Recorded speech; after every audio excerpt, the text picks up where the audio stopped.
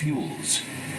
So switching over to any one of these possible energy sources comes with high costs and unknown consequences.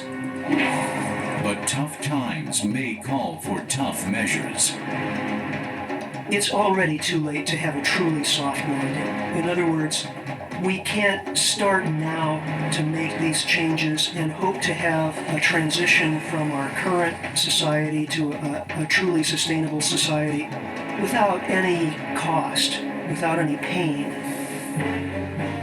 But if we forego that pain, experts fear that the price of inaction could be an all-out war over oil.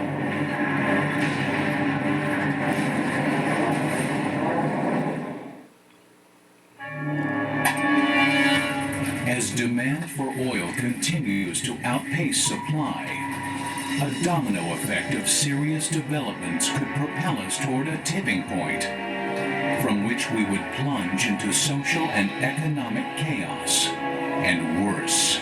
There isn't a viable Plan B out there. And the alternative to Plan B, sort of Plan C, is a global recession worse than the Great Depression of the 1930s. The four horsemen of the apocalypse: war, famine, pestilence, and death. Based upon projections by a growing group of energy experts, the following scenario could be our fate in the not-too-distant future. By 2012, an energy-hungry middle class of automobile owners has continued to explode in China, India, and other developing countries. The world's demand for oil has jumped from 84 million barrels a day to 100 million. Producers and refiners cannot keep up. This creates a ripple effect. Nations begin jockeying for position as oil becomes ever more scarce. With oil supplies as tight as they are, a sudden man-made or natural disaster could trigger the unthinkable. My biggest fear, and should be the world's biggest fear, is something similar to September 11, which took place in Saudi Arabia. The Saudi facility at Ras Tanura is the largest terminal in the Persian Gulf. It receives and transports 10 million barrels of oil a day. If Ras Tanura or another major terminal were to be hit by terrorists, the results could be catastrophic. Even under normal conditions, these kinds of facilities are extremely dangerous,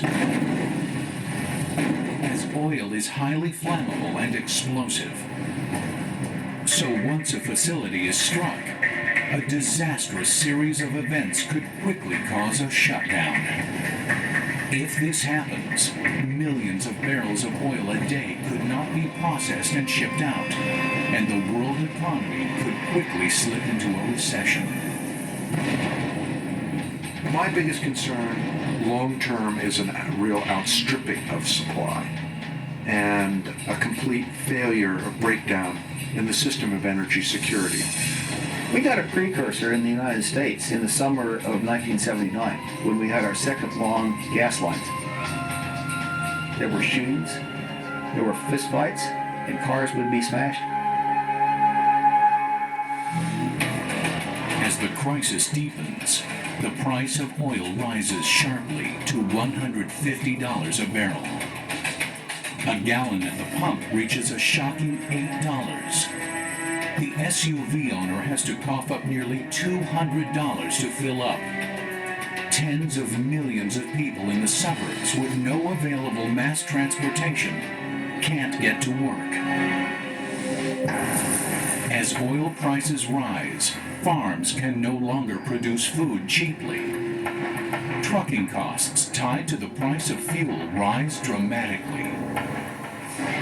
That'll raise the price of food. So if you have a combination of rapidly increasing energy costs and food costs, that means a general economic recession is almost a guarantee.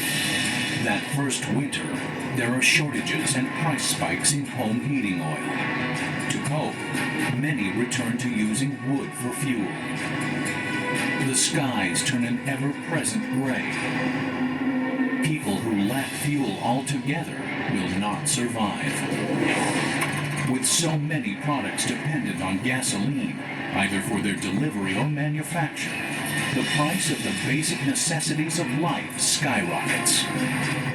Hunger, disease, and crime become rampant. The price of transportation fuel shoots up beyond the reach of most consumers and manufacturers. Businesses, even Fortune 500 companies, begin to fail. The economic slide worsens. We're now in a full-blown depression.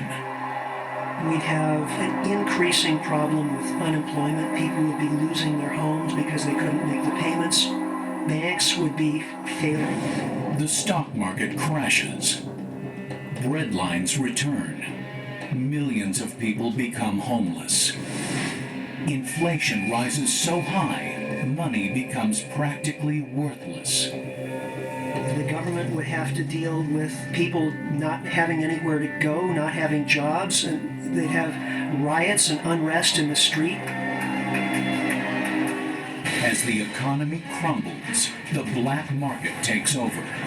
Gangs rise up to protect the traders.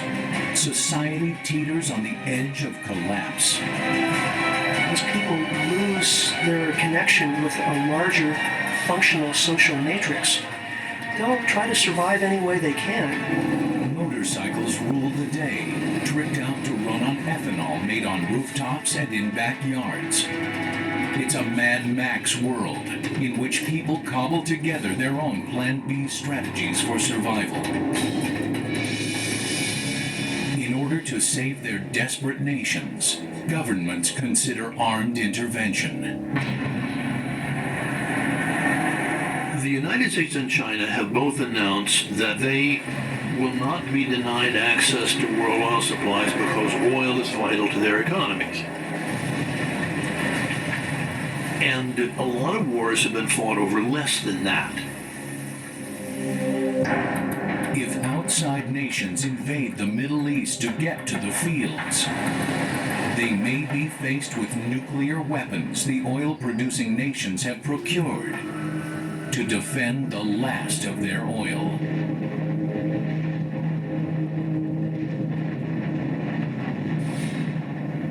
Because this is the most important aspect of the economy, this will be something we'll fight over.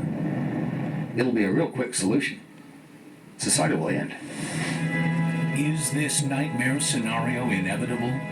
Some experts believe there's still time to do something about this impending oil crisis. We have a real narrow window of maybe 5 to 7 years to avert the clash of society and implement a very massive Plan B that takes global coordination.